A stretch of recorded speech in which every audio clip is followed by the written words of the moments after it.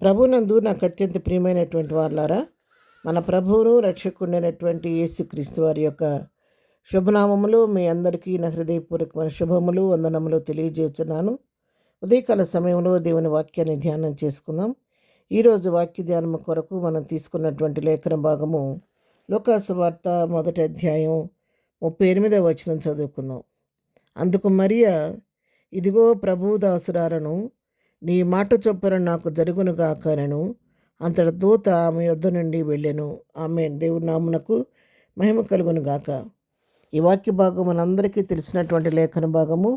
గబ్రియేలు దూత నజరేతున్నటువంటి కన్య అయిన మరియను దర్శించినప్పుడు మరి దూత మరియతో చెప్పిన మాటలు సంపూర్ణమైన తర్వాత చివరగా దేవుడు చెప్పిన ఏ మాట కూడా నిర్ధకం కానిద్దని ఆమెతో చెప్పినప్పుడు మరియా కొంత దూతతో సంభాషణ జరిగిన తర్వాత చివరికి ఒక తీర్మానం తీసుకొని మరియా గబ్రియేలు దూతకి ఇస్తున్నటువంటి సమాధానం, మరియా, ఇదిగో ప్రభువు దాసురాలు, నీ మాట చొప్పున నాకు జరుగునుగాక అనెను. ఆమె ఎప్పుడైతే దూత కొన్ని సత్యాలు తనకు చెప్పినప్పుడు మరి తనతో ప్రవచనరీతిగా కొన్ని విషయాలు బయలుపరిచినప్పుడు ఆ మాటకు విధేయత చూపిస్తూ మరీ చెప్తుంది, ఇదిగో ప్రభు దాసురాన్ని చిత్తాన్ని నేను లోబడుతున్నానయ్యా, నీ మాట చొప్పున నాకు జరుగునుగా కానీ తను తాను ప్రభు చిత్తానికి అప్పగించుకుంది.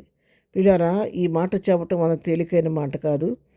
ఎంత ధైర్యంగా మరి యొక్క తీర్మానం తీసుకొని తన జీవితంలో ఆ మాటను, తన యొక్క ఒప్పందాన్ని, తన యొక్క విధేయతను దూతకు తెలియచేసింది. మరియను గురించి మనం ఆలోచించినట్లయితే ఒక యవనస్తురాలు, 14-15 సంవత్సరాలు అటువంటి ఒక యవన బిడ్డ. అంటే మన మన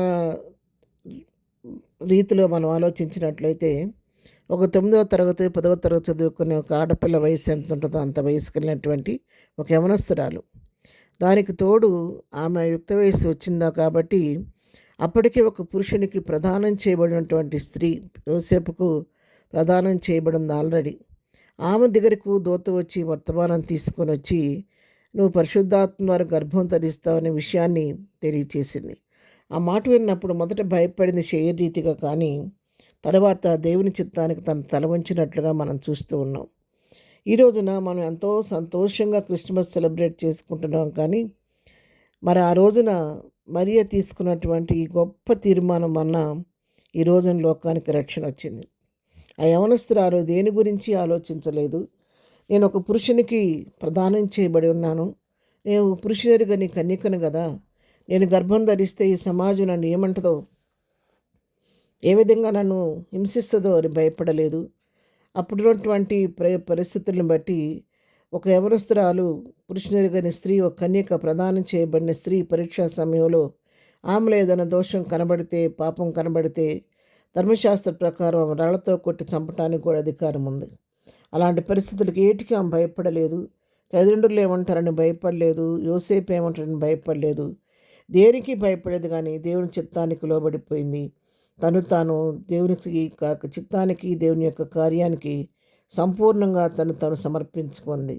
క్రిస్మస్ కోసము అంటే ఏదో కాదు, Christmas is a submission. Christmas అంటే ఒక సమర్పణ. మరీ చేసిన సమర్పణ వలన లోకరక్షకుడు ఈ లోకానికి రావడానికి కారకురాలైంది. లోకంలోకి రక్షణ కలిగించేసి పాపాంధకారంలో మరి మరణాంధకారంలో నశించిపోతున్న మన కోసం లోకరక్షకుడు ఉద్భవించడానికి ఆమె తీసుకున్న నిర్ణయం, సాహసం ఎంతగానో మనకు ఉపయోగకరంగా మారింది. ఆ రోజు మరియ పరిస్థితులకు భయపడి వెనుకంజ వేస్తుంటే పరిస్థితులు ఏ విధంగా ఉండేయో ఈరోజు ఈ క్రిస్మస్ గురించి, మరియను గురించి మనం మాట్లాడుకునేవాళ్ళం కాదు. ఒక యవనస్తురాలు తీసుకున్నటువంటి ఆ సమర్పణ చేసిన త్యాగం, ఆమె తీసుకున్న నిర్ణయం ఈ రోజున ప్రపంచానికి వెలుగును చూపించింది. వాక్యం వింటున్నటువంటి ప్రియులారా, నీ జీవితంలో ప్రభు కొరకు నువ్వేం చేయగలుగుతున్నావు? ఒక యవనస్తురాలు తన జీవితాన్ని ప్రభు కొరకు అర్పించింది. నువ్వేం చేయగలుగుతున్నావు ప్రభు కొరకు? నువ్వు దేని సమర్పణ చేయగలుగుతున్నావు? దేన్ని ప్రభు కొరకు త్యాగం చేయగలుగుతున్నావు? ఒకసారి ఎవరికి వారు ఆత్మవిమర్శ చేసుకొని, సంవత్సరాంతంలో మరొకసారి మన ఆత్మవిమర్శ చేసుకొని, పరిశుద్ధపరచుకొని, నూతన విధానంలో ప్రభు కొరకు ప్రయోజనకరమైన పాత్రలుగా ముందుకు సాగిపోదాం. ప్రార్థన. ప్రేమ కలిగిన తండ్రి, పరిశుద్ధురానికి వందనాలు. యవనస్తురాలు మరియు ప్రభువా తన జీవితాన్ని సమర్పించి లోకరక్షకుడు లోకానికి రావడానికి, లోకానికి రక్షణ కలగడానికి కారకురాలైంది. మా జీవితాలు మేము కూడా ప్రభువా వ్యర్థమైన వాటిని విసర్జించి నీ చిత్తానుసారంగా జీవించే కృప మాకందరికీ దయచేయండి. ఈ దినం మేము చేయ పని పట్ల తోడుగుండండి.